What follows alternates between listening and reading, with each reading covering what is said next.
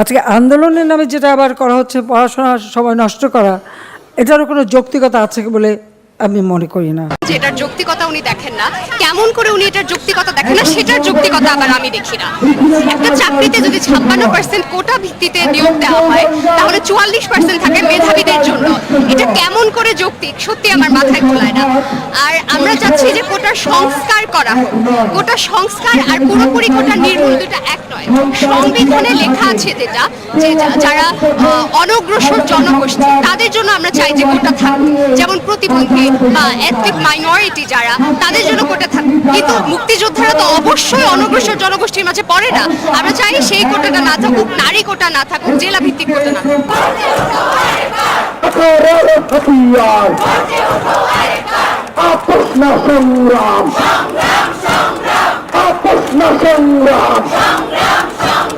অবশ্যই এখন মেধাবীর 44% নিয়োগ পাচ্ছে, তার মানে 56% যারা, তারা সেই মেধাবীর সমকক্ষ নয়। তার মানে মেধাবীদের যেখানে বঞ্চিত করে মেধাবীদের দেওয়া হচ্ছে, সেখানে তো চাকরিতে বা বিভিন্ন উন্নয়নমূলক কর্মকাণ্ডে ওরকম আশার মতো ফল পাওয়া যাবে না, এটাই স্বাভাবিক। মেধাহীন আর ইনশাল্লাহ আমরা এটার কোনো সম্ভাবনা আমরা দেখছি না। যে হাইকোর্ট থেকে একটা রায় দেওয়া হয়েছিল, পরবর্তীতে আপিল বিভাগ থেকে বলা হয় যে যতক্ষণ না পর্যন্ত পূর্ণাঙ্গ রায় আসছে ততক্ষণ পর্যন্ত তারা কিছু করতে চায় না। মূলত তারা আমাদের পুরো আন্দোলনটাকে ঝুলিয়ে দিতে চায় এবং তারা ভাবছে যে 2 দিন 4 দিন যাক, ওরা এখন শাহবাগ অবরোধ করুক, বাংলাদেশ অবরোধ করুক, 2 দিন পর টায়ার্ড হয়ে এমনিই চলে যাবে। আরে সরকার তো জানে না আমাদের পোলাবেলায় রাতে ঘুম হয় না, দিনে খাওয়া হয় না। আমাদের এক একজনের মাথা ব্যথা হয়ে গেছে, পায়ে ব্যথা, ঘাড়ে ব্যথা, কোমরে ব্যথা, সব ভুলে গেছি, পড়াশোনা ভুলে গেছি, কিন্তু মিছিলে আসা ভুলি নাই। ছাত্রদের এই যে গণজমায়েত, সকালবেলা যাই করি না কেন মিছিলে ঠিকই আসি, হলের যে বন্ধুটা তাকে ঠিকই আমি মিছিলে টেনে আসি। সেখান থেকে তো বোঝা যায় যে আমি কি পরিমাণ চাই যে এই দাবিটা পূরণ হোক। এখন আমরা কেন বলছি যে 18 পরিবর্তে যদি সেটা পুনর্বহাল করতে হবে, এটার কারণ হচ্ছে বর্তমানে তো অনেক সরকারি চাকরি আছে। আপনি যদি পরবর্তীতে আমাদের আশরাফা বলেছিল কেন আসলে আদিবাসীদের জন্য দরকার, কেন প্রতিবন্ধীদের জন্য দরকার, সেটাই তো। আমরা তো কোনো আদিবাসী কোটা প্রতিবন্ধী কোটার বিপরীতে না। আমরা বলেছি যে কমিশন গঠন করে আপনারা আদিবাসী কোটা এবং যে প্রতিবন্ধী কোটা, এখানে অনগ্রসর জনগোষ্ঠীর জন্য কতটুকু আপনাদের করে দরকার সেটা আপনারা সার্ভে করে বের করে আনেন। সেটা তো ছাত্রদের কাজ না, এটা তো সরকারি ইনস্টিটিউশন আছে এগুলো করার জন্য। এখন ছাত্ররা যখন, তাহলে কেন আমরা 18 পরিবর্তনের পুনর্বহালের কথা বলছি? কারণ আপনি কারণ আমরা তো জানি আমাদের যে সিস্টেম কেমন। আপনি তখন কমিশন গঠন করবেন, একটা আন্দোলন 2018 সালে হয়েছে, তখন কোটা বাতিল করে 2024 সালে এসে আবার কোটা পুনর্বহাল করে দিতে পারেন 6 বছরের মধ্যে।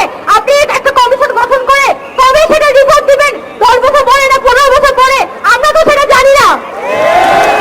সেজন্য আমরা চাই যে এই ইন্টারিম সময়তে, এই অন্তর্বর্তীকালীন সময়ে, এই যে 18 সালের পরিবর্তনটি সরকার দিয়েছিল অক্টোবর মাসে, সেই পরিবর্তনই যাতে আবার পুনর্বহাল করা হয়, যাতে এই সময়টাতে আমাদের যে ছাত্রছাত্রীরা পরীক্ষা দিবে তাদেরকে যাতে বঞ্চিত হতে না হয়।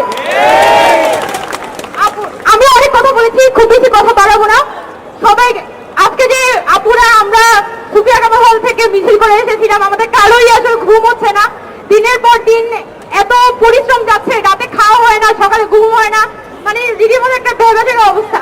কিন্তু আমরা জানি যে এত কষ্টের মধ্যেও আমরা কিন্তু ঠিকই আমরা যখন হল গেটের বাইরে ওয়েট করি যে আচ্ছা আজকে কি মেয়েরা আসবে, যখন দেখি দলে দলে মেয়েরা বের হয়ে আসছে, তখন আসলে বুকের মধ্যে শান্তিটা পাই এবং আমরা বুঝতে পারি যে না, আমাদের এই আন্দোলন সফল হবে, সরকার আমাদের দমায় রাখতে পারবে না।